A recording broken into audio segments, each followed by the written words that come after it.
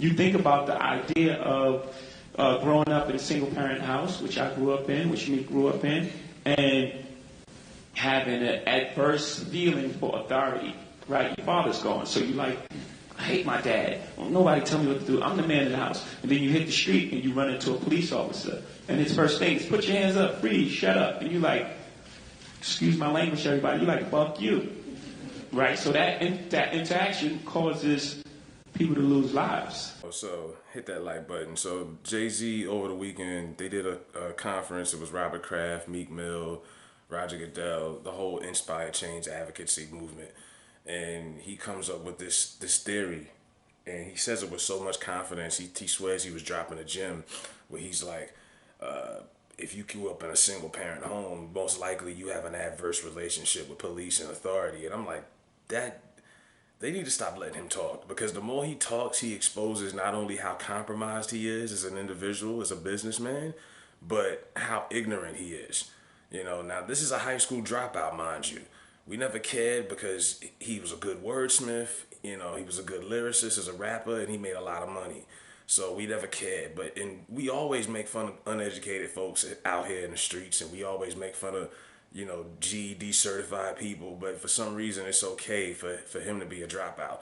Now, the problem with his education, lack of education, you're talking about leading black folks as being this advocate for inspiring change. And like I said, every time he opens his mouth, he exposes his ignorance completely. Now, I can speak from my experience. I grew up somewhat single parent household. My parents got divorced when I was about 7 years old, but my father's always been in my life, and I've never had a issue with police necessarily personally, but at the same time, I've never had a great relationship with them either. I'm still just as paranoid as any other black man when I get pulled over, and this is before all the viral videos of Mike Brown and Freddie Gray and yada yada yada. I don't see how your parent structure has an effect on your lack of respect for authority. You know, now mind you, this is a guy who's 25 years removed from the ghetto, so to say that he's out of touch is an understatement. He's way beyond out of touch. And that's just the problem with a lot of black celebrities as far as the disconnection between them and black America. The only thing we have in common is black America, we're their main customers, consumers, supporters, but they're out of touch. It's not like the 60s when Ali and them black celebrities back then still lived amongst middle-class black folks. They were still inclined with what was going on. Now, black celebrities live in $20 million homes way out in the woods. These motherfuckers are out of touch. They don't know what's really going on with us. They really don't care because it doesn't affect them, you know. So his comments, it's just the more and more he speaks, more people are looking at him like, dude, what is wrong with you?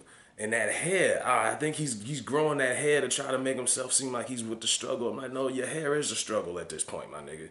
It's just ridiculous how, and I think they should stop letting him talk so much, but they can't. They gotta let him talk because he's an advocate for this change movement that they have going on.